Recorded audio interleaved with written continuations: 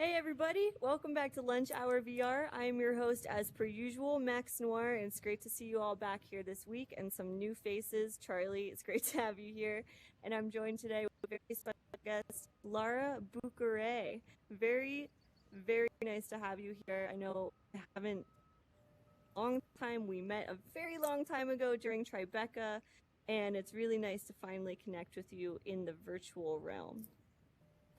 Absolutely. That's kind of the magic right now too, is that we can be all over the world, and special thanks to Spatial Ape for having us here so we can meet. It's always a pleasure to see you, Max. Yeah, likewise. So, where are you in the world right now? I'm just outside of New York City in Long Island. Very cool.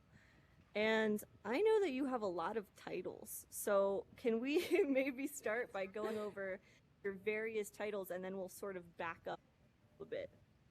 Yeah, absolutely. So my first title I'll go with is founder. So that's of my company Trebuchat, which is a play on the word trebuchet. So chat being, communicating across boundaries, breaking those boundaries, and doing it in the virtual space. So a lot of the apps that we've created have to do with communication and opening up that door. So founder would be the first title. Second would be producer. I formerly worked with Double I Studios, and I still work with Tinker Studio as a producer. And I also still consult on some projects as well. And then my final title is as an XR consultant for the World Bank Group, which has been a recent job, and I love it. It's been great. And honestly, just your title on that last one makes me feel so inspired, and I need to schedule a call with you to learn more about it. Okay. But before we get to back up way to the beginning and have you share a little bit with us about how you originally got into the immersive technology space. What provoked it? Sure. So I used to live in New Jersey, and I heard rumors about, at the time it wasn't called XR. It was, VR, AR, spatial computing, and I wanted to know more about it. I wanted to get into it. I saw the potential of it, especially in education. I'm an extremely visual person. I don't know about you guys, but I often find that people in the VR space are very visual, auditory learners. So I thought, wow, if the capabilities of this could be totally transcendent with how we learn, instead of just, writing things down on a piece of paper, what if, we were seeing things unfold in front of our eyes? So that alone really, really intrigued me. So I used to take train rides into New York City after I finished my job just to go to meetups and just to go to different events to meet people in the space and learn more about it. So this was years ago. And then I ultimately decided to start my own company, and I created a virtual collaboration platform with real-time translation. So the idea behind that was that remote international teams could communicate with one another seamlessly. And if they spoke different languages, it wasn't a problem because you could have it out in front of you. You could be speaking Japanese to me and I would see the subtitles in English. It had a virtual recording device. It had a virtual whiteboard. It had sticky notes. So the idea was teams could meet in this space no matter where they were in the world and be able to communicate. Interestingly enough, with COVID, that seems to be, how we're all communicating right now is remotely in these spaces and virtual spaces. Yeah. Yeah, and then what we ultimately did was we pivoted to an immersive language learning experience. So when I was accepted into Oculus Launchpad last year, we decided to to pursue this dream I had of being able to teach English remotely and virtually, but do it in a way that was fun and entirely immersive. So I got really lucky. I teamed up with a great group of developers and we worked together on this for Oculus Launchpad. I also studied neuroscience at the University of Rochester, so I was able to bring a lot of what I learned in school into the game design for this. In addition, I also taught English as a second language for almost a decade. So I was also able to bring those kind of pedagogical concepts into the space, and also just knowing VR and being a creator in VR has really helped to make this a really fun program. Beautiful. So, what was the title of this language learning app, the second one that you brought up? Because I know it was a hit on Twitter, and I want to see how many people here in the audience have heard of it before. It's called Vernacular. So, raise your hand if you saw that video or like ran into that. Okay, so half of you, and for the other half, please look Lara up on Twitter, because just the trailer itself gave me goosebumps, like made me, it was just adorable the way that, can tell us more about it. I mean, there was a cat cafe, and it was just so fun for learning. Yeah, absolutely. So the idea is you put on your VR headset and you're transported to the country of the language that you want to learn. So in our MVP, you get transported to Japan. So you're in a Japanese city. There's all these different buildings around you. There's a restaurant, a karaoke bar. There's these different places that you might go to if you really travel to Japan. So the idea is it's preparing you for practical applications of the language. You're not just using an app that teaches you how to say the cat is orange. You're going to be able to learn how to order a drink, how to be able to fit in the society, but not just learn the language, learn about the culture. So the idea behind it is it's cultural awareness as well, and getting to know about different traditions and what's respectful or customary in other people's cultures. So it gives you the ability to practice virtually before you actually go there. So in our MVP, you meet your friend outside of this cat cafe, and she says, call to action, come on, let's go. So you go inside, she tells you she's gonna go pet the cats, you have to order the drinks. So you're kind of stuck there, right? And you have to figure out, how the heck am I gonna order a drink in Japanese? But we give you different visual cues, sub-vocalization, techniques. You're repeating yourself. There's not a lot of distraction. You're able to also hear other people order in line before you, so you feel really comfortable and ready by the time it's your turn in line to order from the barista. So once you're successful, and we use AI and NLP in our experience, so you can actually communicate with the avatars, and they'll talk back to you. So once you effectively order your drink, you can go to the back of the cat cafe, you take off your shoes because you're entering a traditional Japanese floor space, and then you go in the back and get your drink, and you can pet the cats. There's haptic feedback, and then we also have different cultural cues in the back to help you better understand Japanese culture and what it might actually be like if you traveled to a cafe there. Beautiful. Well, and if you haven't gotten a chance to check this out, please do, because it blew my mind and definitely blew Twitter's mind as well. It did very well. So look into that. It's called Vernacular. And you mentioned earlier that you have a background with teaching language. So I sort of wanted to dive into this topic that I've sort of noticed as a topic within VR, where people think of it as this tool for education, for building empathy, and they make these experiences. But I think oftentimes what we're lacking is connecting an experience with a professional who knows everything about this one topic. Does that make sense? So whether it be, psychology or history or language learning, it's just, I find it so important that we're working with these specialists. Absolutely. That are relevant to the experience we're making. So can you talk to us a little bit more about maybe the importance of that, and possibly the process that you took as a language educator, and how you sort of transposed that into virtual reality? That's a great question. So a lot of how I initially tackled the experience was a bit intuitive.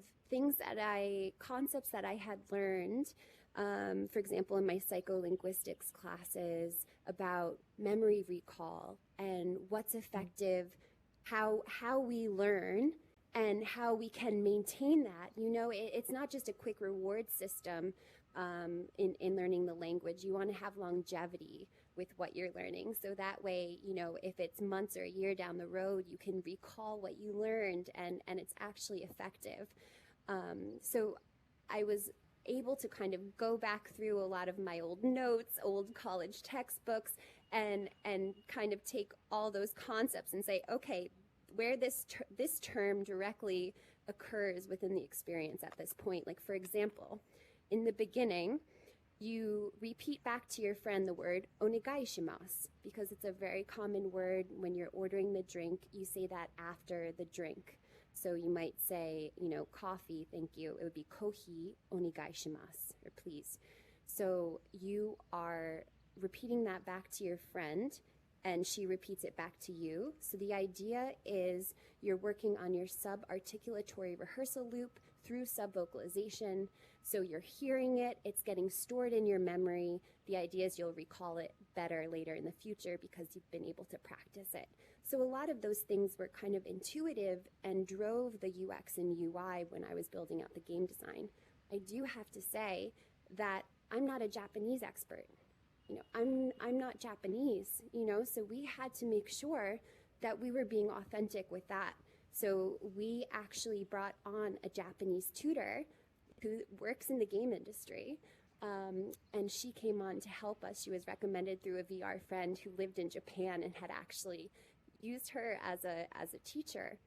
So she was wonderful in making sure, like, okay, when you enter the cafe, they're yelling at you, "Irashaimase," all these different cultural things that we wouldn't have known because we don't, might not practice here. So I think, to your point, Max, it's really valuable too to make sure, no matter what project we're working on, that you are bringing in those professionals and bringing in people that can help support what you're creating, and do it, especially when it comes to culture and language, that you're doing it in an effective way. Because anybody that comes into your experience, your brain is a bit fungible, right? And you're vulnerable in a way. So, being sure to take care of all the participants in your experience in a way that makes sense and is helpful, and you're caring for them, essentially. And that also includes, with the World Bank projects that we've been working on, it's making sure that you're talking directly with people from that country to make sure that you're not appropriating, that you understand, and that you're working alongside them in the process of creation. Beautiful. So let's flash forward then to today and your work with the World Bank Group. What does your typical day look like as an XR consultant for them? Sure. So it kind of depends on the project. I probably can't get too much into the weeds on what we're working on at the moment, but I can say that it's been amazing.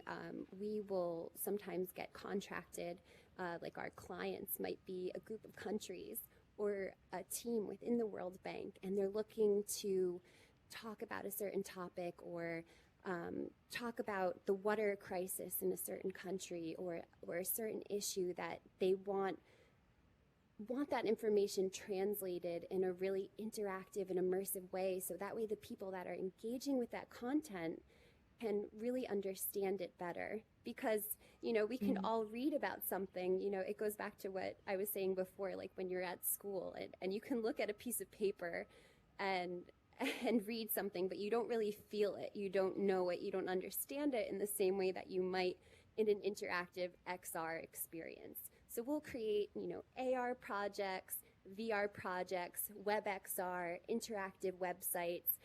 So we'll help these teams and these countries communicate their information in a way that other people can engage with it in a really personal and effective way. Amazing, amazing. And, vaguely, if you can, some of these projects in how they relate to XR, are you using 360 video, virtual environments, virtual training, or sort of a mixed bag of it all? Yeah, it's a total mixed bag, and it really depends on the content, right? That's so important, that the content drives the experience, like the narrative. What story do you want to tell? what information are you getting on your table and saying like, okay, this is what we have. What is the best medium of technology to communicate that? So yeah, it will be 360 videos. You know, sometimes the team will send cameras remotely for different people on the ground floor in these countries to take footage of what it's really like there. And then they'll send those files back to us, and we're able to upload it then in an interactive web experience, or a WebXR experience, or even, you know, a 360 VR experience. So there's definitely all these different ways that we're communicating the information, and we're definitely not limited. You know, any new technology that comes across, you know, the team's plate, they're definitely game for exploring, as long as it's being mindful of communicating the story effectively. Right. Amazing. So, okay, changing gears again, I wanted to ask you, where do you find some of these sort of voids that are still existing in the XR, whether it be hardware capabilities or software or content, and how do you think, or how do you foresee in the future us sort of progressing through those missing links? Absolutely. I think a lot of it, just because I can draw on my own personal experience, it starts early in the process. And it kind of starts at the ground floor. It's how are you bridging the gap to not only content, but also accessibility, whether that be financially or with hardware. And I do have to say, like, major kudos to you and what you're doing in Africa, seriously. And like, yeah, it's great because you're bringing the hardware to people. You're teaching people, and that's how you can kind of spread the knowledge, get people more involved, get more creations made, get more minds in the space. It decreases bias, and you know, the amount of different projects that can be created is just exponential. One of the other groups I'm involved with is called the Brick Foundation. So that's involving people from anywhere from Sony to Nickelodeon, all these different animation industry people, VFX.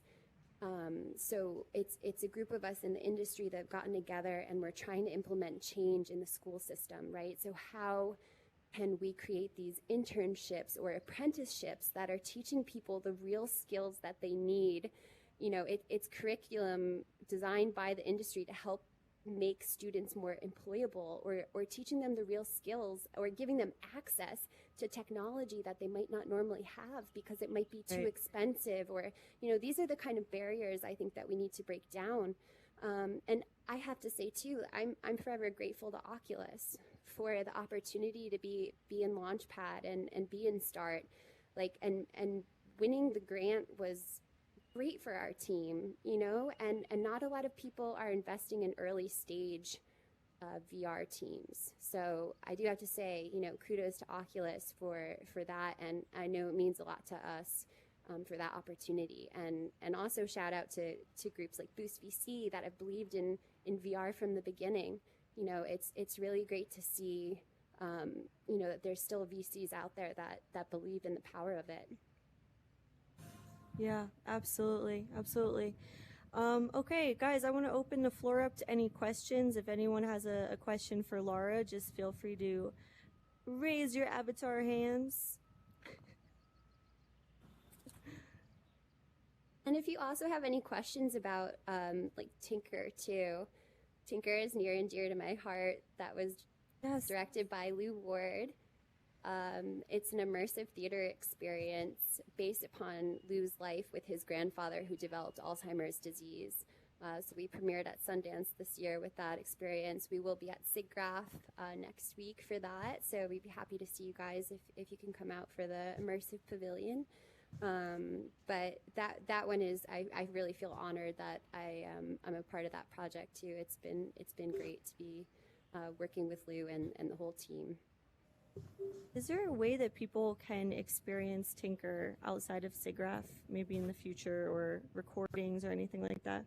Yeah, great question. So we are looking to do live performances, because that was one of the feedback that we got from Sundance, is the time was so limited for the run of the festival. We did 2 shows a day, but it was an intimate experience, so we're only fitting about 12 people in at a time. There's one participant and between 10 to 12 viewers.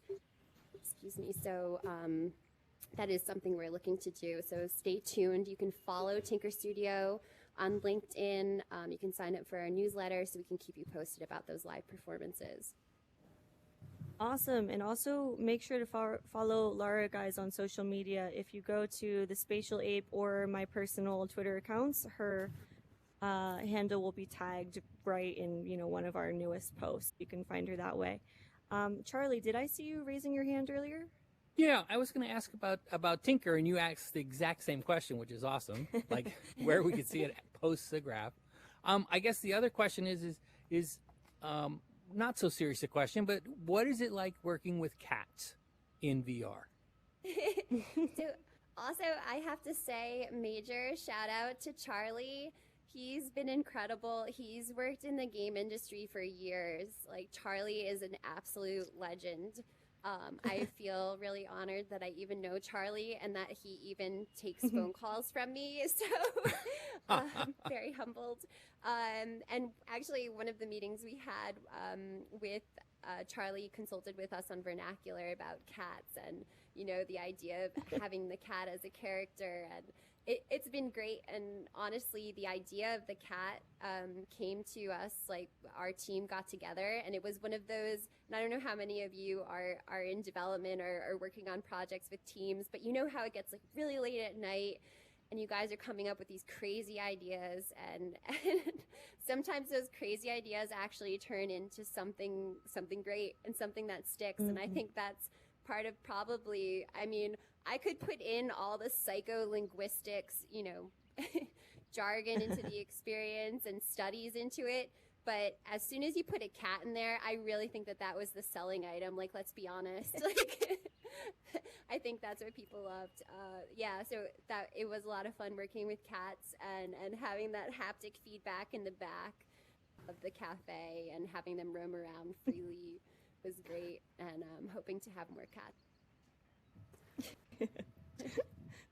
Thanks, Charlie. Awesome. Banbo? Oh, sorry, it's Thomas. I think I just made this account, so but thank you for the talk. And yeah, vernacular sounds like such a good idea. I've definitely seen it on Twitter. Where can you try it? Is it published somewhere? And what are your plans for the future for it? Yeah, so we're still developing it. So we're still a part of Oculus's grant program. So we have milestones that we need to hit before we can release it or launch it to the public. So it likely won't be released, to be honest, until 2022. But if you are interested in beta testing, definitely reach out to me, DM me on Twitter or reach out on our website. It would be great. We definitely need beta testers. So yeah, that would be great. And stay tuned. Keep following us for project updates for sure. Great, will do. Awesome. All right, guys, we're out of time. Always goes by so fast. Lara, I wanted to thank you so much for coming on. It's been absolutely amazing, and I think we're due for a follow-up call very soon. Absolutely. And thank you so much for having me. I think it's amazing, like how Lunch Hour VR is incredible, and what you bring to the XR community, not only with Lunch Hour VR, but just what you're doing on an absolute international level is really incredible. So I'm also humbled to be here. So thank you. Thanks, Lara. Thank you, Spatial Ape, for being awesome every single week. Thank you guys all for follow Lara on Twitter and feel free to, show me some love as well. My socials are right over yonder. So thanks, guys, and I hope to see you all back here next Thursday.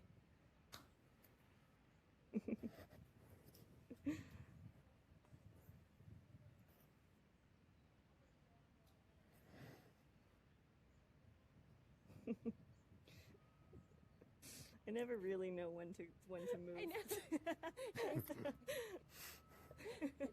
Yeah, we're good. Ich meine, man muss natürlich sagen, einige Vorzüge haben wir ja so Several. gesehen. Hey. Ne? Hey, James. Several people I know that. Viele, die gelaufen How's it going? wir könnten nicht Oh, mal I muted probieren, myself for a little bit. I got it though. I always forget that. Yeah, I think they're I'm still doing also well. kind of It's trying been a to while figure since that- I've been in here, and Yeah, this whole definitely. thing out as well. Awesome. Yeah. Oh, there he is, Mr. Camera. Yeah, but give it a try. I mean, it's free, and you can actually use your own music. So because we can't have this licensing awesome. that Supernatural has, and you Even can on also Quest? use YouTube. What's up, James? On Quest, yeah. And Oh, Is wow. that Justin? so Oh, hey, I Hey, Justin. man. mean, you have How you this This doing? is awesome. Yeah, cool. Thanks. Glad you like This it. is sweet. It's great. that Mitch. you guys do this. So you Hey. have upload MP3s yourself. Oh, And What, you can Tony's use getting the around. playlist if you Yeah. I'm getting all the Love that angles. camera. Real add quick. YouTube playlists, and yeah, can use any Yeah. music you Ja, das ist jetzt have on Oh, YouTube. man, actually, Um, I'm That's a pretty crazy excited then. model. Yeah, I'm gonna have to download that. Justin, I think I figured out why I couldn't log in. Oh, Oh, you did? Why? so it's really dumb, but I think last time I figured out that the username is the one that Oh, sort that's of what on you top mean. of the head.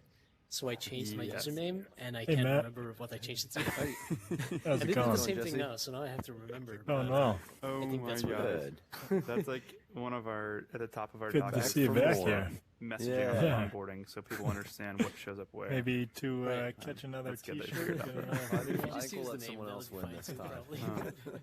That was pretty fun. Though. Thomas, What you does should mine meet. say? It says James Fleming. James No Fleming. space. Good That's- username. That's yeah. probably good. Thomas, you should meet James. James is a student at Dartmouth, very talented engineer working on an AR app and also some VR Nice. research projects. And Thomas is the developer of Cubism, which is one of the most popular puzzle apps on the Oculus Quest store. Awesome. Nice to meet you, James. Yeah. Nice to meet you. What This kind is of so projects? cool. Yeah, it's a cool space. Anyone What wanna, kind of projects do you anyone work wanna on? test the new audio feature with We're me? working on something kind of similar to honestly Which- this. which specifically? We Nice. got So a here, grant so from follow me. I'll Oculus, show you. Right, I don't know, Facebook, I guess, to support An some audio Dartmouth students feature. to Where did you build go? a social world. So yeah, we're kind of dealing with the same problems of how do you make an avatar, how do you network it all, make it Right. clean. So it's All, cool. all I the know difficult bits. how much work it takes. Yes. Yeah. There you go. It's easy to underrate like how difficult something like this must be, right? So yeah. Yeah, exactly. Very cool. Are you making a social space for a specific purpose, like a specific target group or like vertical or something? Or It was unclear at first, like what Facebook wanted from us versus what we wanted to do. As of now, it's just become we're gonna build like the best social space we can as a showcase of Dartmouth work, and say, hey, Nice. these students are capable of something like this. You should consider funding us. You should consider even to the school as well. It's like showing the school, hey, you guys should put more money into our club because we're actually producing some pretty solid results. nice. And so, yeah, my professor wants to really make a name. So other colleges are known for this program and that program. So he's working hard to say, hey, Dartmouth's going to be known for VR. Nice. And I've been able to, lucky enough to talk to Justin, as Justin reached out to my professor and said, hey, if any kids are looking for, mentors or just people in the industry. And so he's introduced me to this, and I'm very grateful for that. Yeah, it's a good place to meet other developers and share the same problems of building social spaces or VR apps in general. So that's very cool. It sounds like a lot of pressure from a lot of different different angles to make something really good. But then it's good that you're also Yeah. focusing on building something that you want to make, right? Like, nice. Yeah. Yeah, I And was in a just- similar. I always wonder. Ooh, sorry You for go, you go. interrupting. I'm bad with pacing. No. I was in a similar situation not too long ago. Open-ended project for university. Beware of feature creep. Holy moly! Projects will.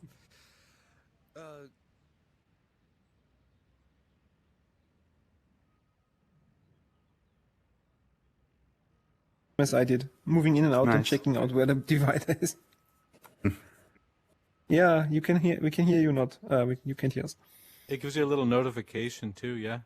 Mm-hmm. Yep. Text. No, that's really useful. That's definitely good. So you guys can play with this today and just let us know how it goes and if it breaks or anything, and we'll work on it. Right. Yeah, cool. Right. Oh, that is good. Hey, hi, Chris. Hey, Christian. Hey there. Hi. How's it going? Welcome in. Thanks. Pretty good. I'm new here. Oh, cool. What brings you in here? I'm just curious. I saw the live, so kind of interesting.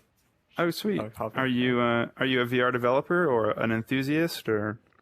I'm a college student, but I really like VR development. Yeah. Where are you in college? It's in U.S. Cool. Yeah, Santa Clara University. It's not a Oh, famous cool. one. Yeah, I know Santa Clara University. Oh, nice. Yeah, of course. Okay, well, I'm going to do the rounds, but you guys keep playing with this and let me know how it goes, and talk to you in a minute. Yep. Yeah, sure. Absolutely. Today I'm probably not going to be.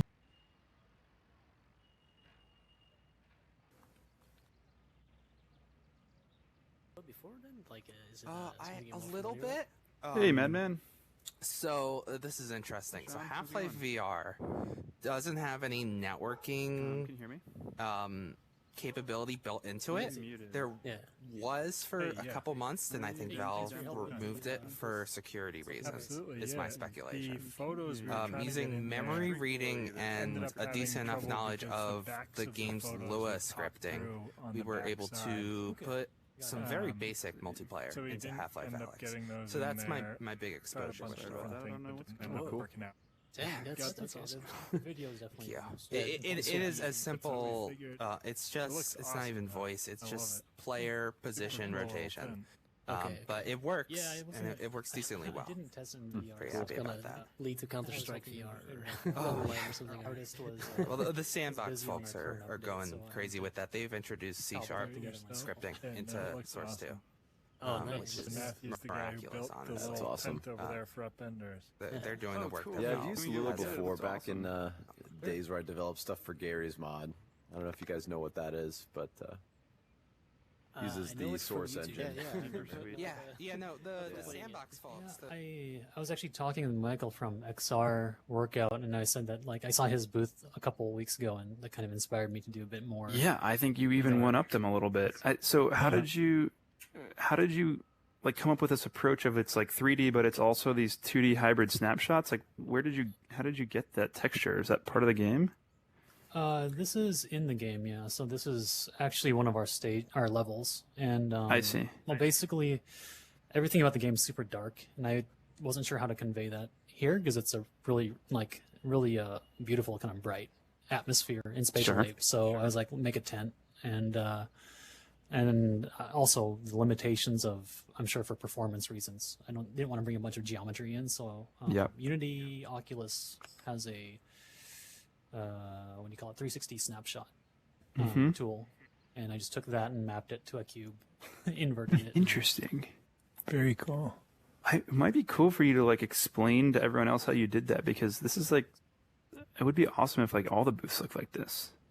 Oh yeah, well, so if you're developing in the Unity engine and using Oculus's SDK, they have a 360 screenshot. What is it?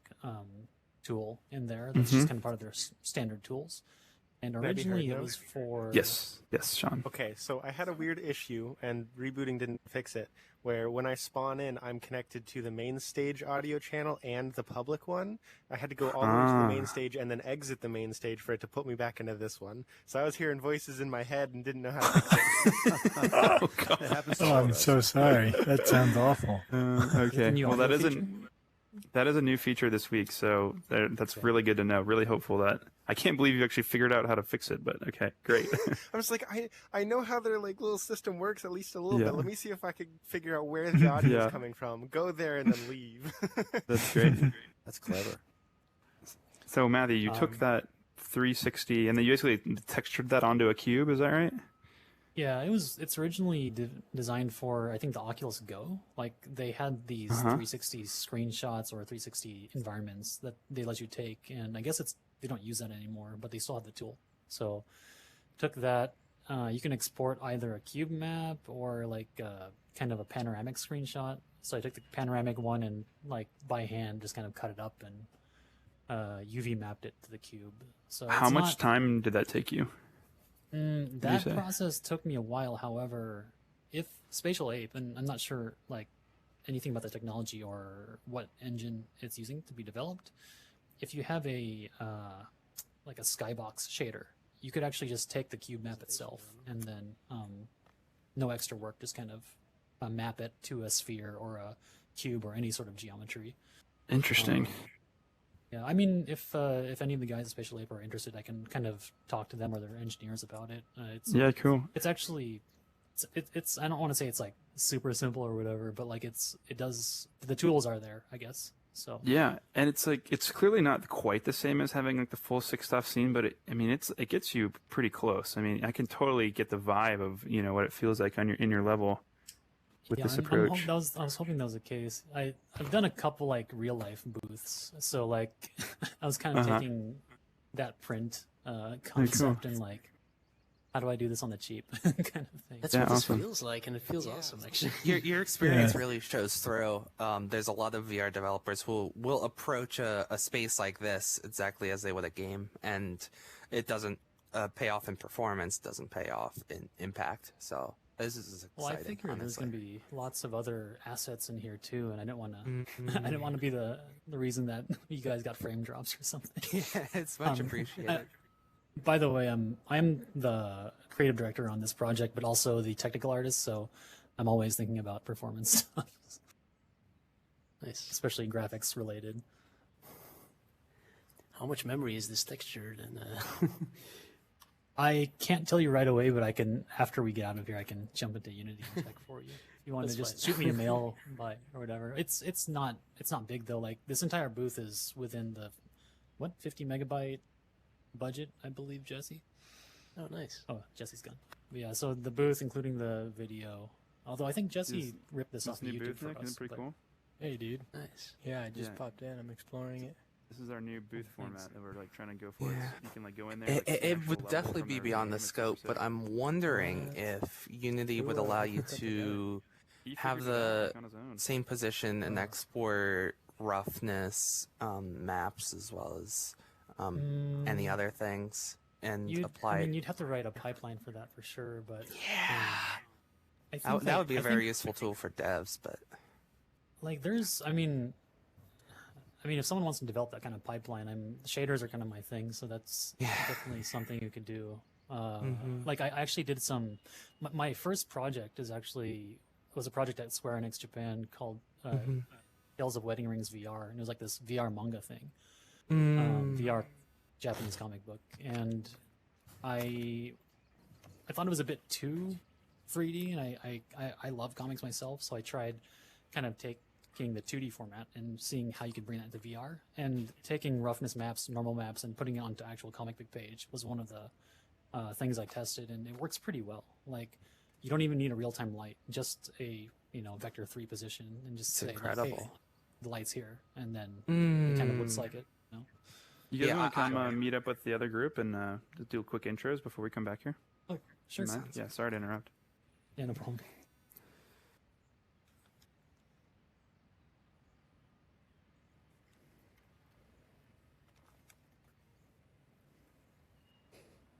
Flying Tony. Cool.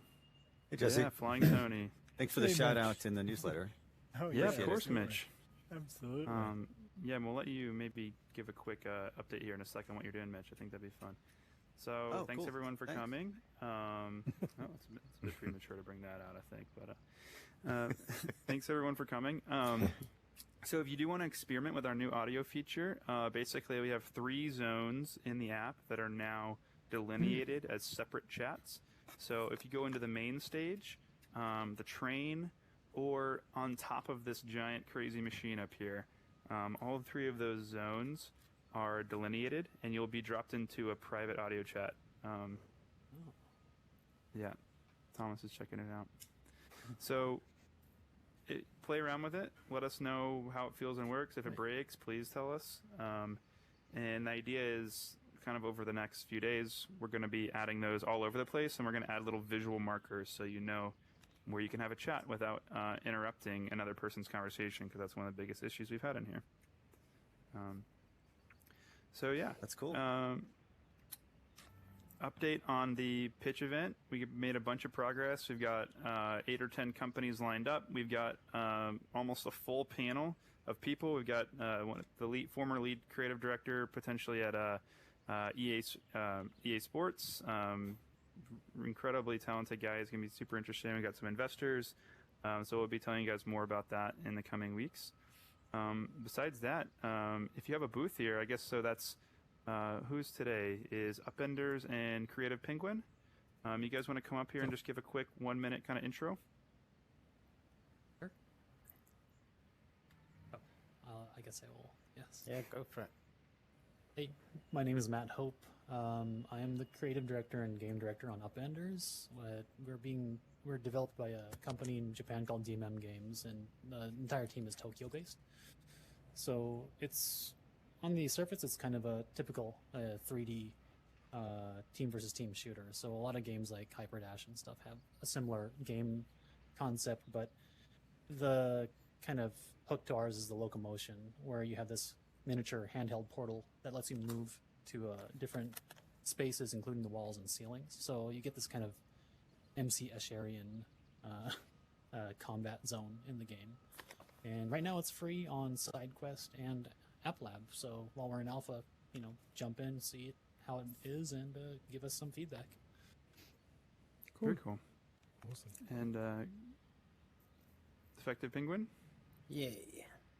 That'll be me. Hi, I'm Dave. Dave the Dev, I think it says up here somewhere. Yeah, I made I'm a solo developer. I've been working on the game Warchasm that you can see running over there with this ridiculously huge model here. It is a fairly sort of straightforward arcade shooter. It's kind of it's like the idea was to take the minecart race from the minecart chase from Indiana Jones and the Temple of Doom and get rid of Indy and replace it with Han Solo. So you're sort of tearing through these tunnels and things, and you need to avoid all these booby traps and bits of the environment and what have you. So it's a bit of a workout, and at the same time, there's all sorts of different robots and things appearing out of the ether to try and take you out, which you're going to need to dispatch. So it's been a couple of years in development, a year on a PC, and then a second year porting it to Quest, which would have been a lot faster, I think, if I'd have done it the other way around. But it's been a comedy of errors getting to this point. But it's pretty solid now. So yeah, if anyone wants to know a bit more about that, then yeah, hit me up. Yeah. Okay. So. Are you on App Lab with this? That's good. Is it a game that can be played seated, or is it standing only? No, you can play it seated, certainly. There are things to duck under, and if you're playing a bit seated, that is the only thing where you're giving yourself a bit of an advantage. But everything else, yeah, you can play seated, and yeah, quite a few people that have sort of streamed it have. Much to my dismay, I didn't even consider playing it seated, to be honest, and then seeing people doing it. So yeah, it's something that you can play. You actually need very little space. All the time I'm testing it, I'm sort of testing it on the Oculus with the sort of stationary sort of boundary. And that's sort of working pretty well. So even though it's quite active, you're not going to be running into walls and things like that. That's cool. Yeah, it seems like something that before the Quest 2, a lot of developers weren't taking into consideration, and nowadays there seems like so many more people jumping in who need that. Right, there's a lot of older people who need to be seated, and sometimes they get left out of some of the games. So it's kind of cool that you can do that. Where can we find it? There's a version on Steam that, to be honest, I can't believe I'm saying this given the absolutely dire sales that I've had, but don't buy it on Steam just yet, because that version is actually being over the next week. Now that the Quest version is finally ready, the PC version is now going to be bought more in line with that. Having another year to work on it, strangely the Quest version actually has ended up looking a lot better than the PC version. Simply because, an extra year of development, and it's an opportunity to go back and look at so much stuff needed to be reworked to get it to run on Quest, that it was an opportunity to sort of rework a lot of the artwork. And and obviously being a solo dev, I don't want to have two versions. So in about a week's time, the PC version will essentially be the Quest version with a few more bells and whistles. As for the Quest version, we hit submit today, so depends on how long it's going to take Zuckerberg and his cohorts to get back to us and say, yeah, it's been approved. So, yeah. Cool. I'll keep an eye out for it for sure. Looks like fun. Fantastic. Thank you. Congratulations on submitting. Yeah. And he'll Cheers, be over there cheers. if you want to ask some more questions. And the last thing before we all disperse is, so Mitch has recently launched a VR apparel shop. Very cool. All kinds of VR, industry-related merch. And so, Mitch, I think you've said that the T-shirt cannon today is going to be a shirt from your shop. Is that right? Well, either way, like if you want to give away one of your shirts, I'm good with giving away at least like 3 or 4 of mine. So what I'll do is anybody who wins, just send me an email and I will get them a coupon code so they can pop into the store. And I think over my head, I think it's got howtovr.com, which is our beginner's website for Quest. But the store is douvr.com, and the easiest way to find it is just go to the Spatial Ape newsletter that went out today. And these guys were like, I mean, you guys have been so cool. I sure appreciate all the free press. And we have a coupon in the newsletter for 35% off anything. The store is super brand new, and so anything I can do to just get some sales pumping through it, just get it warmed up, and hopefully you find something you like. I try to be clever and have some fun with VR. So yeah, Okay. Shoot off 3 or 4 of those. It's all good. And anybody who gets one, just make sure I get an email, and I'll get you a free coupon. Yeah, sounds great. And we can handle that. We'll, if you catch one, we'll make sure we reach out to you with the coupon code. We'll get it from Mitch. Awesome. All right, Thank who you. wants one? We'll do a couple of them. All right. All right. It's so funny to see the hands go up. Oh, come on. Quicker, be faster. There we go. Zach's got one. Zachary got one. Zach's got one. We'll do a couple more. All right, who else? Who Hey, else? that's perfect. Who else? Wow. Who else? Rapid fire. Oh, there you go, Matt. Foreman. Yeah. You're a And good one more. catcher. Oh, Efish. Oh, Efish wants one. Oh. Oh.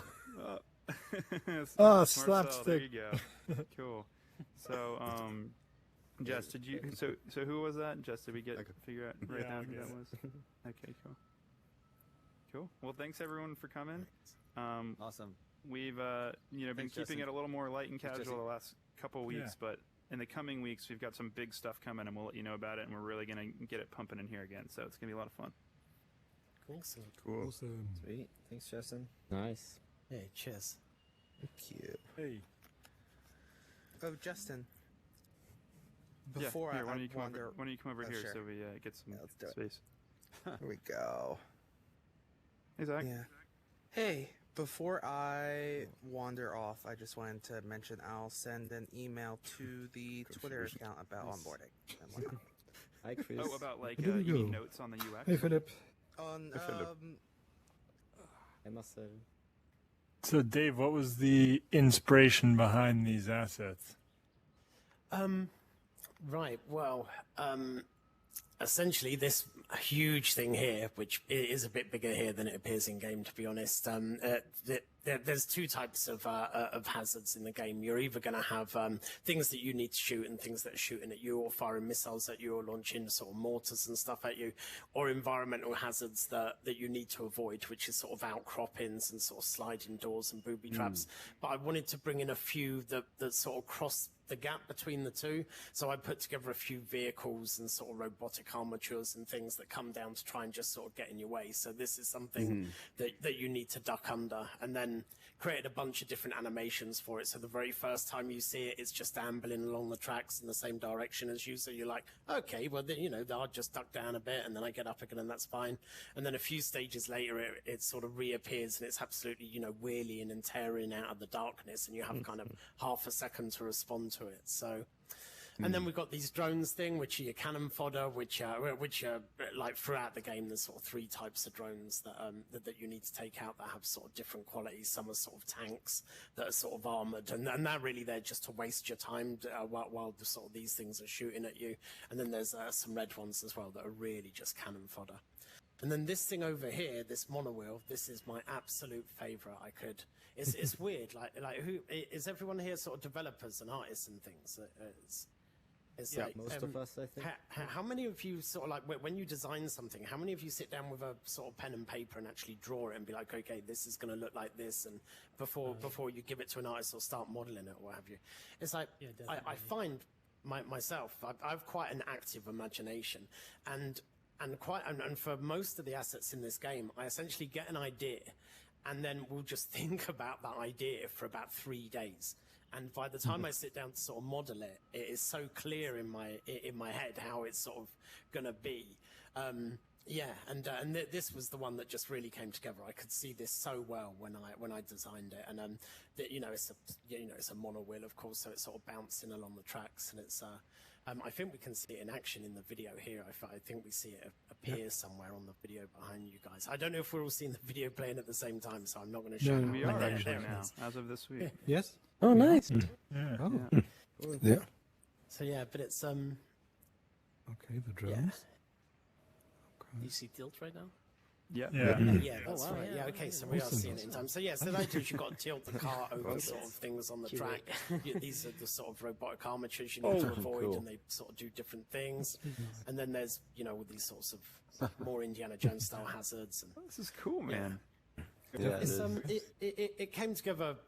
I'd like to say, oh yeah, it's one of those things. I had the idea, and then all of a sudden the game was there. I was saying there's to the mono the VR Verdict guys last week, if somebody wrote a list of all the things to not do when you make a game and put it in a book, it's like I took that book and used it as a design manual. I made every single mistake you could possibly imagine. By the end of it, it was just ridiculous. It's easier to list the mistakes I didn't make than it is to go through and sort of like say, well, I did this and I messed that up. It's from the initial concept. Originally, this game was called Mines of Mars, and after about 3 months of development, I realised there was a really popular game out called Mines of Mars already. So yeah, so even from that very initial step, right up until today, I mean, I've still been sort of finding the odd bug in it, sort of thing. So but yeah, it's my first game. I gave up full-time work to, probably about three or so years ago, moved to Barcelona, had an opportunity to move to Barcelona with my partner. Brexit had happened, so we were thinking, England, grr. So moved to Barcelona while we still could. And yeah, I've been working, like building models and doing artwork and doing music and stuff like that, doing lots of creative things, but never game development. And I had a look at Unreal Engine, looking at the visual sort of scripting, the blueprint system. And I'm like, okay, well, this isn't too different to the node system in Maya or plug in sort of like synth components into each other. I think I can get with this, and sort of by the end of the first day, I'd got models that I'd built in the past and that, and got them into the engine, and then got an animation in, and then by day 2 I'd got some music on it, and I just thought, yeah, I'm going to do this. And then randomly around the same time, a friend of mine bought his PlayStation VR round to another friend's house. We all had a go on it, and that was it. The company I was working for had just been sold to an American company, and they wanted me to retrain to do something else. I thought, no. Brexit had happened. We had the opportunity to move to Barcelona, and I'd found this new thing that I'd loved. And so it was a kind of a perfect storm, and I just thought, yeah, I'm going to just stop everything and become a game developer. Yeah. So, and of course, now I have my house with my guitar-shaped swimming pools and my, Not yet. Next year. I'm sure it'll come. I'm just waiting on Zuckerberg to pay up it any day now. Yeah. The trailer was really good. Like the game looks like cool. From this. Very nice. I'm glad you guys like it. It's I mean, these things are our kids, aren't they? They're our babies. We make these things, and you desperately want everyone to everyone to think your baby's beautiful, kind of thing. I will say though, to be honest, the version that I released on Steam to no fanfare at all, almost a year ago, I guess, there was so much wrong with it. The reason being is I'd given myself a year and then sort of no more. So the state it was in when I got to that year, it was like, okay, release it. I'd done no marketing whatsoever. I had this real sort of Kevin Costner thing going on of like, if you build it, they will come. So I built it, and no one came. So no Field of Dreams for me. But yeah. For those of us who build then with the websites, we Oculus understand Quest, that. Yes. Build it, enable You comment know, doesn't that's it. happen. I'm sure a lot of us are in that same boat. I mean, you know, who here's a solo dev? Who's doing it? Who's doing it on their own? Me. Yeah, Well, I'm not mean, building. there you I'm go. not building Yeah, oh, look, game here- apps, here but we- I here am we all definitely a are, yeah. solopreneur. I was. I mean, it's I saw someone had put up this thing recently, and it was like this little diagram with these little circles in it, like big circles showing art department, and inside that lots of little circles, all the different jobs you can do, and then another circle audio department and the jobs in there, and then marketing. And it's like, wow, you know, and it was meant to be inspirational. If you work in the games industry, these are all the things you can do. As a solo dev, you just look at it and just die a little inside, you know. You just, oh God, literally, I haven't done half the stuff on this, you know. Yeah. So, have you found the XR community in Barcelona? Like, have you found sort of your mutuals there that you can ask questions Found a to? few and, people. Obviously, since COVID hit, everything's become a little bit harder. I joined a couple of these groups, these sort of meetup groups. One was sort of music mods, because I absolutely love music. And then another one I joined a little bit later was game developers, but I joined that one literally just before the pandemic sort of kicked in. So I met them all once, and we've never spoken since, sort of thing. But yeah, it's I mean, Barcelona's a great city. There's a lot of very creative people out here. A guy I met out here ended up doing the sound design on this. Actually, I've done about 10-15% of the sounds for this game, and he's a friend of a friend here, and he'd found himself sort of out of work for a few months, and he heard I was doing this, so he just said, "Look, let me do the sound on it. I don't want anything for it, but yeah, you know, I just want to stick it on my CV." So yeah, he wanted to do the music as well, but I had to say no. Had to put my foot down there. On that note, actually, guys, just today, the Warchasm soundtrack, composed by yours truly, that I'm very, very proud of, has gone live on Spotify. So if you want to give it a listen, it is yeah, not wanting to blow my own trumpet, but it is fantastic. It's really, really good. I do have a question on that, because I'm looking at releasing an album for my game. I'd like to talk to you about what you went through, because I have an artist who actually performed, a hip-hop artist who wrote songs, so I need to kind of work with he's under Def Jam label, so fantastic, like Public Enemy and shit. Yeah, that is brilliant. Wow. Yeah, his name's Bo Young Prince, and he's a really, really talented individual. But I was curious if you had dealt with any lyrics or any lyricists in creating your game. Not for the game. Not with lyricists. I've worked with lyricists in the past. I worked in the music industry for many years. But before I became a game developer, so I just jumped from one sort of doomed career to another. That's my thing. Yeah. After this, I'm going to go in. I'm going to write a book or something, and then maybe make an indie movie. But yeah, no, it's I mean. Working with any artist is you know, there's so many things to take into account. First thing is, are you working with the artist because you think they're a fantastic fit for the game, or are you working with the artist because they're a bit known and it would be great to have a known person doing the soundtrack for my game, sort of thing. Yeah. Secondly, I would say make sure that they know what they're getting into. You know, are they expecting that your game's going to be competing with EA and the Half-Life Alexes of the world and stuff like that? You know, he had worked on Madden prior and The Sims, so he had notable games that he's worked with. He did Move the Chains, which was in one of the more recent Maddens. But interesting is I had him actually come to my house and play my game first. I'm through the floor. And this is what this I fell is. through the floor. Please play Figure this working beta, so he was able. Tony did a little. Yeah, and he's into it. I mean, that's sort of like the key thing, isn't it? And then he wrote the lyrics, so he was able to write lyrics towards what the game was. And brilliant. Hey, and what is the game? Can I ask? Or I'm working on Cyberpunks. Hey, what's up? Oh right, yeah. No, I've seen that. Nice. Yeah. Good. Yeah. I'm glad there's some visibility. Trying to put some.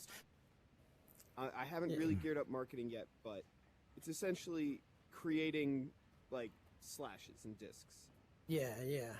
Yeah. And then you have to actually block cool. with the weapon. No, very, very cool. Yeah. Hey.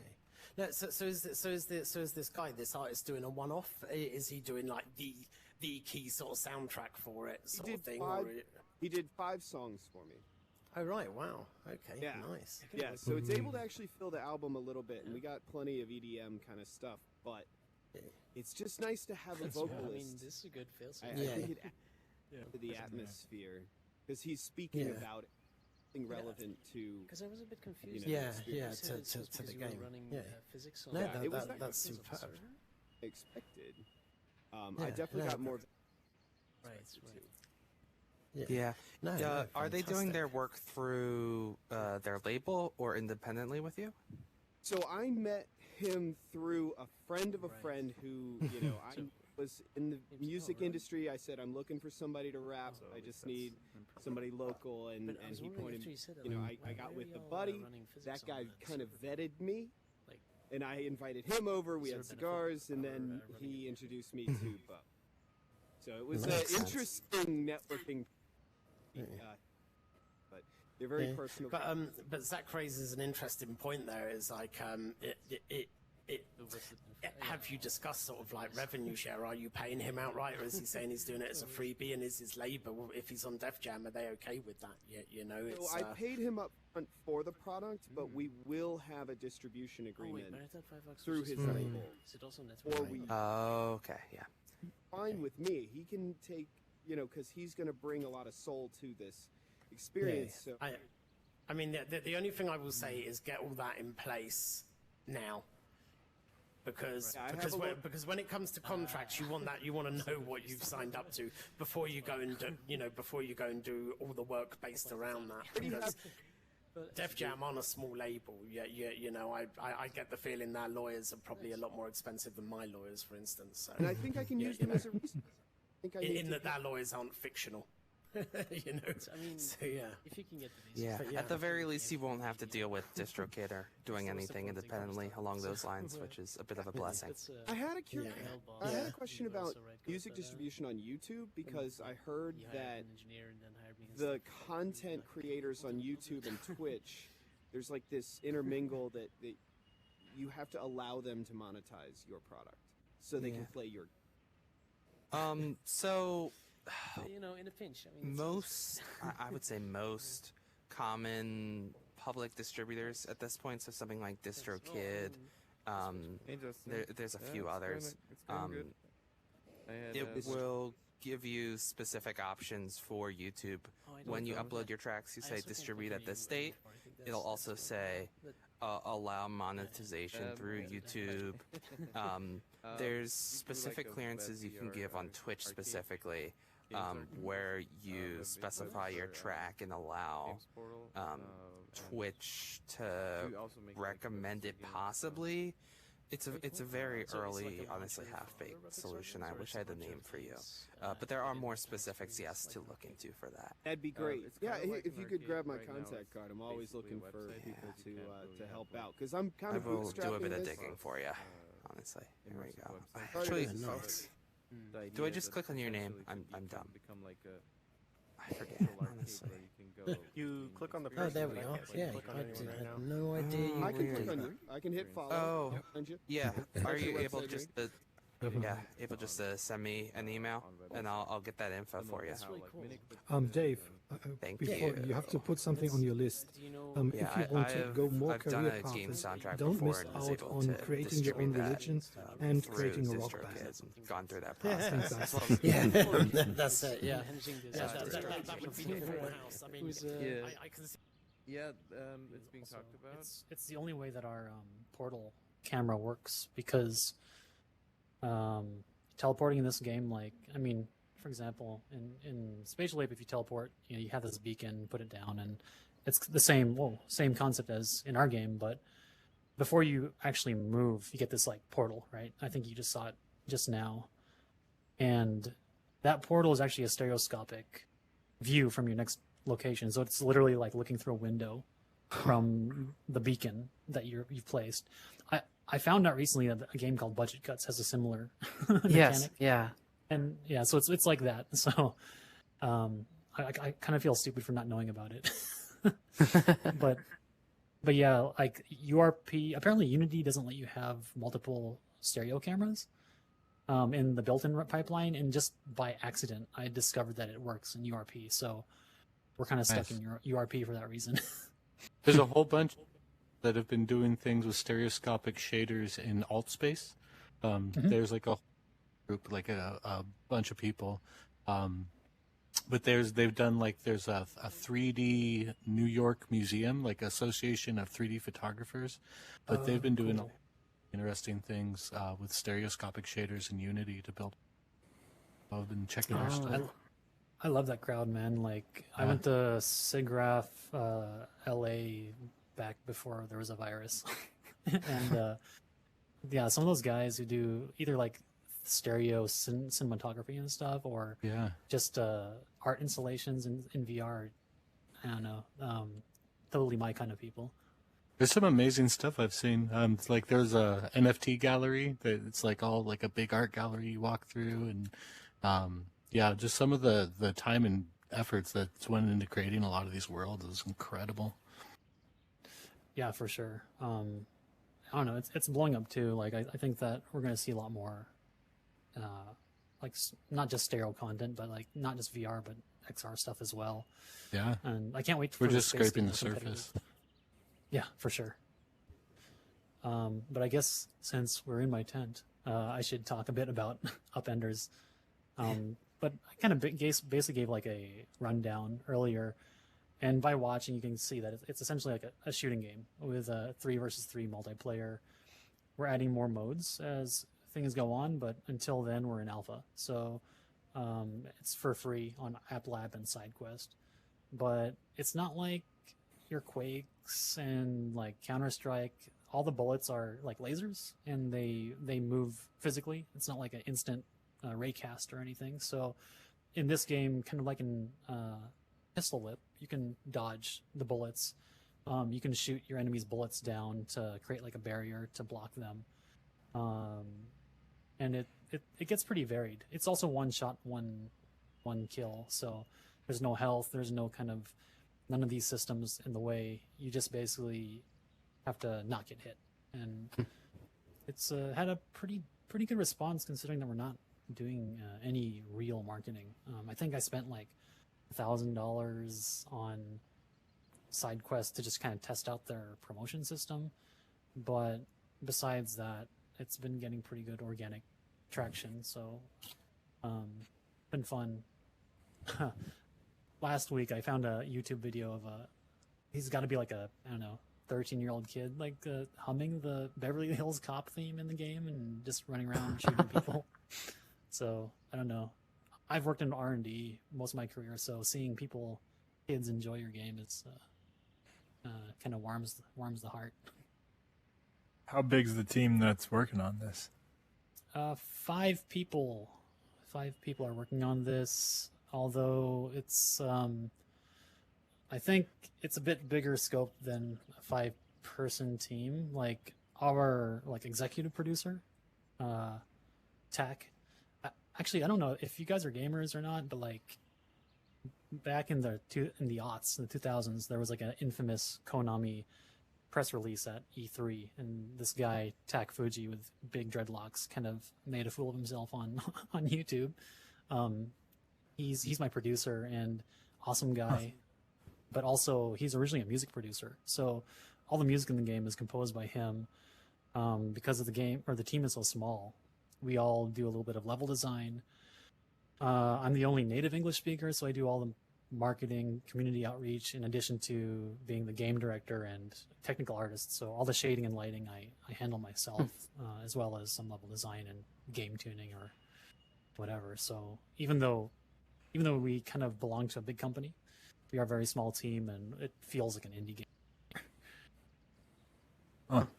And what is the dynamic like between you and the big company? Do they give you resources? They give us a salary, dynamic? so okay, yeah, yeah, that's so a resource. We definitely, and it's one that I can't, appreciate enough, because a lot of folks kind of have to do this on their side, on their off time and stuff. And I feel very fortunate to have someone supporting us. So we do have like a marketing department, but as I might have mentioned, we are in Tokyo, and our company is known for their platform and web services. So they don't know much about like game marketing outside of maybe your kind of typical mobile game. And they don't know a whole lot about the Western market, and then definitely don't know anything about the XR VR market. Yeah. So even though we have a marketing team, I'm handling all of our like promotions, like what little we've done so far. And we did like one campaign, as I said, on SideQuest with them running it, and they kind of didn't know what to do with it. So now I'm taking that over myself. So it's been great though. Like it's kind of for me, as originally like an R&D technical artist, it's been a crash course in how to make a game like from scratch to finish. So yeah. It's, how did you cool. How did you get together with that company? I've been in Japan for about 10 years now. So I was originally in a mobile company doing kind of Unity mobile games, and that company, I had some friends there that were working in R&D, and they said that they were thinking about doing VR. And at the time, I was at Square Enix doing our VR project there. So instead of doing someone else's VR project, I thought maybe I'd try and start my own. So I went there and been there for about 3 years at DMM Games, pitching like mad to our executive overlords, all these different concepts, and this is the one that finally stuck after doing that. Huh. That's cool. Yeah, it's pretty rough and tumble, and it's a very different environment from like say the San Francisco, like Silicon Valley kind of startup. Area. Makes sense. Lots of cultural navigations that take place just because it is Japan. It has its own history, both like as a country, but also in terms of the software development. It has its own kind of different road taken than the States. Are you guys marketing this in like both Japan and outside? We are not doing marketing in Japan for this. We do have Japanese support in the game because that was important for us, as half the team doesn't speak English.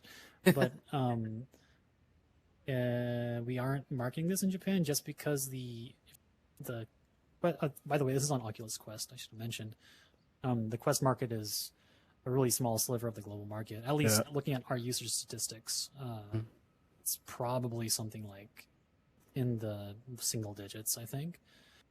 I don't think this is like sensitive information, but like about 80% of our users are in the United States. And then you have like the UK, which is like another 10. Canada, somewhere like 4. Everything after that is like sub 1%. Yeah. Of course, marketing plays a part in that, or the lack thereof. But it just didn't make sense for this particular title, especially because shooting games aren't huge in Japan. Yeah. Huh. Interesting. And but I wonder why this idea stuck for them, if it is a shooting game that they didn't think would do well in Japan. Did they plan the whole time that it would be kind of a U.S. or North American focused game? Yeah, so our group, like our department, if you want to call it that, is focused on expanding what we currently do and then into new businesses and new markets. So either a 2D website or What are you even starting to do? Can you even set like I want this website to be the first thing that opens when I open the browser, even if it's just in 2D mode and I have to click once to go into VR? That's at least not as far saving as I me 2 know. clicks. Yeah. Not as far as I know. I haven't experimented with it. I know you can bookmark and you can like open bookmarks, but I haven't seen the option to set a default page.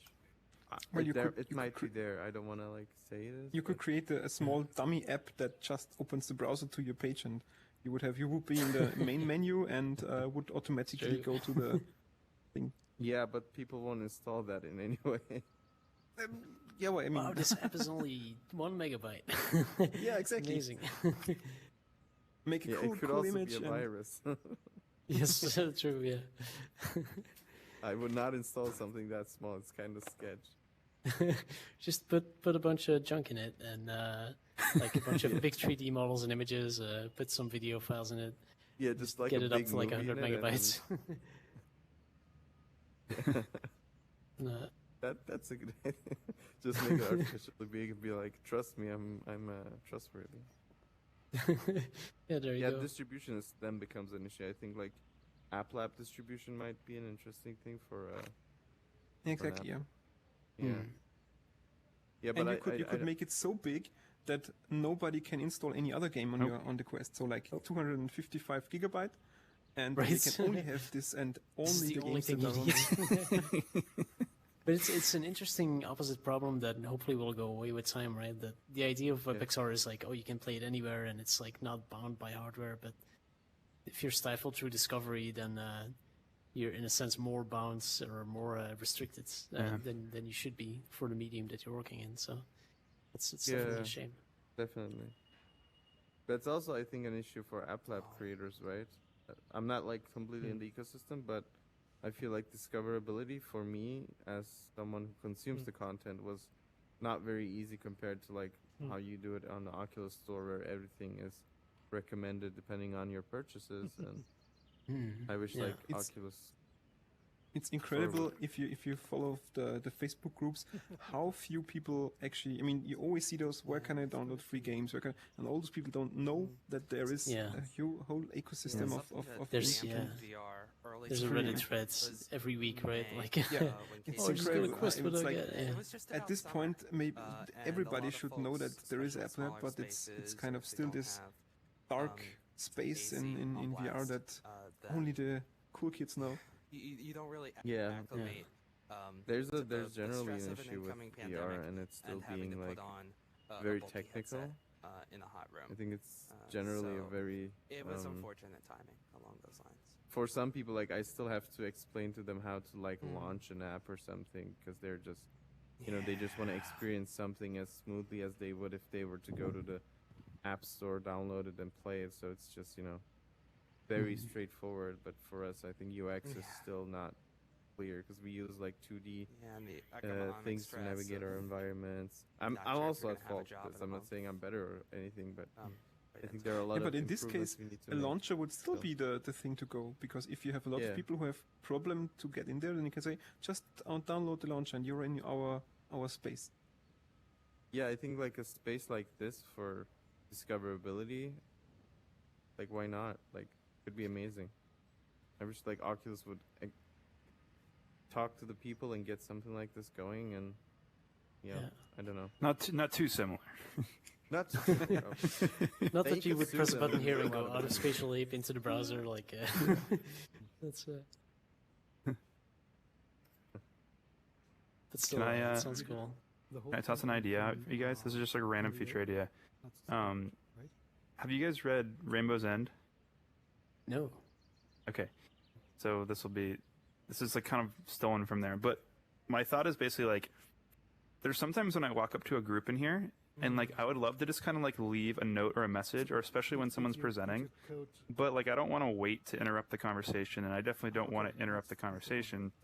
So I'm wondering, like, what if you could like pull the left trigger and everyone's voice would go down a little bit, and you could do speech to text, and that message would like drop as like a little text message, like almost, and you could like send it to people either by pointing or like by just dropping it in front of you, and it would be like almost like a second thread that's like happening under the surface, which is like it's persistent. So it Not totally is, thought but the through, reason but it's do you think not there's like for you is because need for that? technically you fell What if through you the what if door, you hold left trigger and you say something, and then a bubble is here, and then only when you pop it, everybody hears it. You can just go, so you can leave bubbles. turns off. That's so really But interesting. why not just have on your profile an icon where you say, hey, I want to talk to you, and it So pops if you up and click here's a on queue stuff, of people who want to talk to them, and because you won't convey This is a the real reasonable answer. amount of information if he has to read through that. We You found the real can just say, solution. I just true. wanted to talk to me, and then I just asked him what he wanted to say to me. You guys might want to add like Yeah, I mean, maybe it would make more sense like for the booths, like to leave, because I'm thinking about like a presenter. There's all kinds of things that have like little Questions, comments yeah, that I they would mean- want to see after the fact, maybe. But like, I don't want to interrupt. Like talking over someone is very like disruptive. So Yeah. Yeah, speaking of. Well, how would I you think, do it in real life? Generally, Have raising to your hand is file a this great somewhere. thing, but I feel like I that's set a kind of desync, Yeah.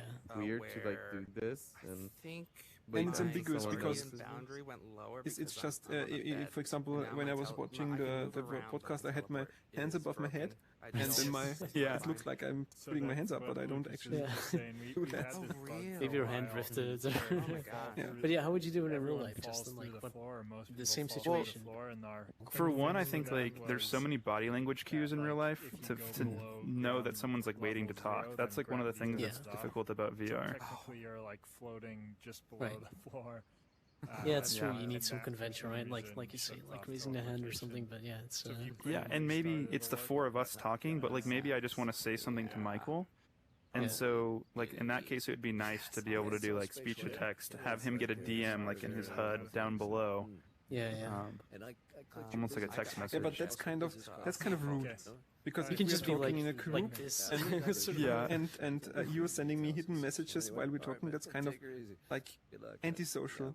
Yeah, Yeah, fair. it's true. Like, it's true. Like, you have this second conversation happening. Like, yeah.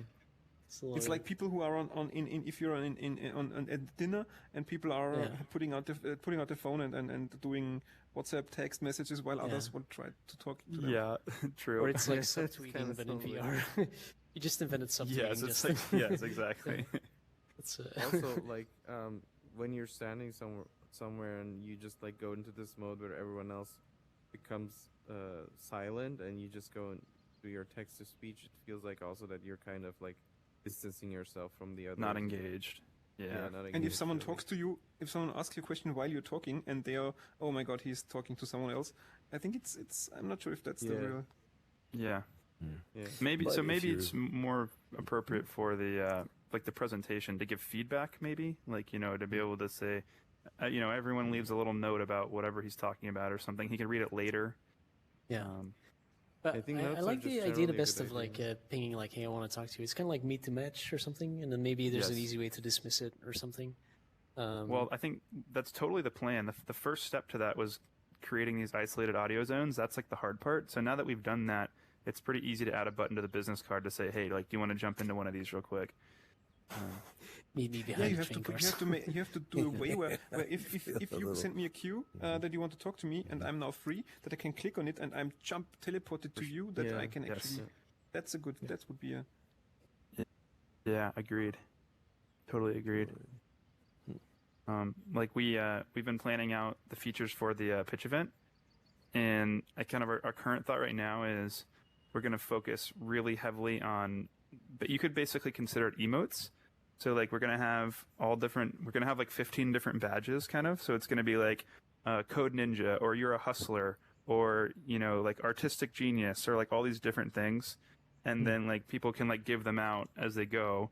And so, you look at the end of the pitch and you'll have like a That's series very of cool. badges that are kind of like reflective of your company and like the type of company you are, which would be kind of Nice. cool.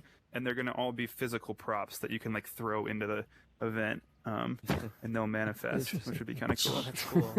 And then they're also going to be accessible on the 2D stream on the website. So it's going to be like the first thing you can really do on the website without coming in here. That's pretty cool. Oh, that's nice.